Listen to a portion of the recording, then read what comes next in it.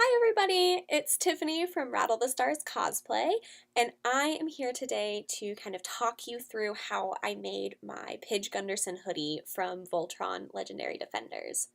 I really wish I could take you through an entire tutorial for it from start to finish, but since I've already made the hoodie, what I wanted to do was walk you through my process of how I did it.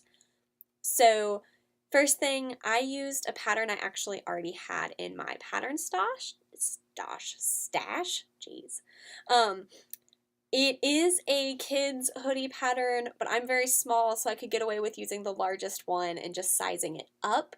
However, I will say it would be easier to use an adult pattern because I had issues with the neckline as I forgot to deal with that in my pattern drafting. So please use an adult sized one, but if you're curious or making this for a kid, I used McCall's 9214. It's this hoodie pattern.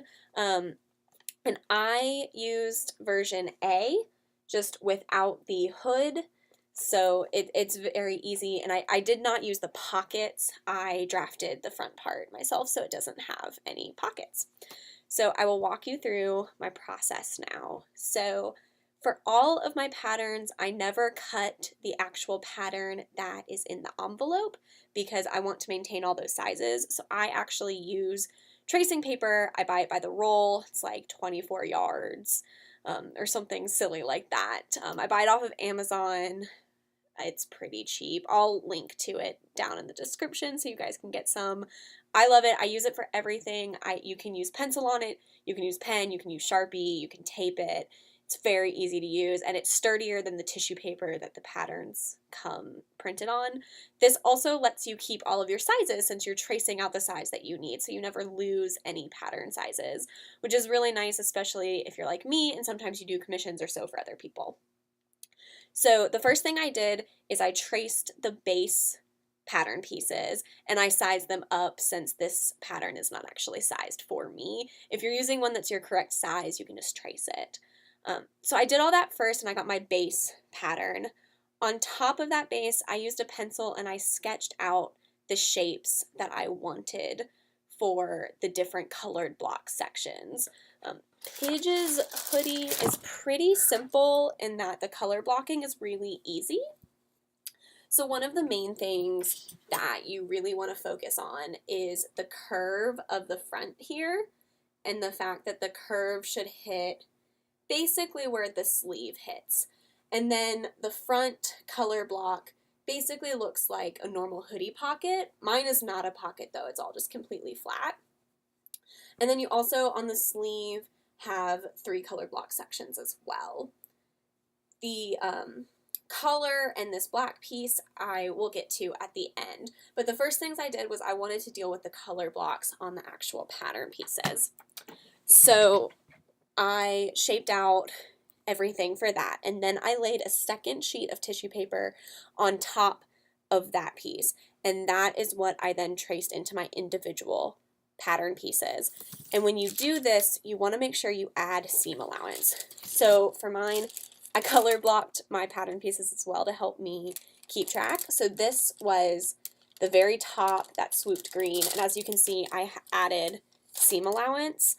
When I draft myself, I generally only use a 1/2 inch seam allowance, but the pattern itself will have 5/8 seam allowance, so just keep that in mind when you're sewing. So you definitely want to make sure you mark any folds, add in your seam allowance. So that was the top green. The bottom green ended up looking like this. Again, I did everything for the front on the fold because I did not want a center seam. So definitely keep that in mind. And then the middle piece as well looks like this. So I actually shaped out where those connected because I wanted to have it all one piece versus doing anything on top for the color block section. And again, add your seam allowance. So that's how I blocked out the front part of the pattern. Now the back is definitely easier because it's just completely flat. I'll show you on the actual hoodie. So the front's curved, but the back is just flat. So it's a lot easier to color block. The one thing you want to make sure you do is you want to match your seams as close as possible on the side. Again, this might have a little bit of um, mismatch. Like you can see here, mine's about a 1/2 inch difference. But I'm okay with that because it is a side seam. Most of the time my arms are down, so that doesn't bother me. But definitely keep in mind that you want those seams to line up. So again, what I recommend too, so I color blocked my pattern pieces in different colors, but I also write what color it needs to be on the pattern piece as well, which makes it way easier when you go to actually cut your fabric because you can tell easily what is what and you don't have to constantly refer to your pictures when you're actually in the cutting stage. So you can see the back. So I did actually do the back originally on the fold as well to avoid a back seam. I found that my hoodie ended up being really baggy in the back, partly because I did size up from a different pattern. So you might not have that issue if you use an appropriately sized pattern, but I don't mind having the back seam. Again, it's completely behind me. Most of the time you won't see that in like photos or anything. Again, like middle white. The back was a lot easier, like I said, because it is just flat. Don't forget your seam allowances.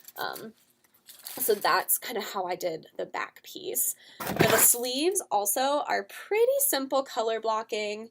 It's just straight seams. Again, the only thing you want to make sure is that your green lines up with the green on the front swoop, because they do actually line up in the show.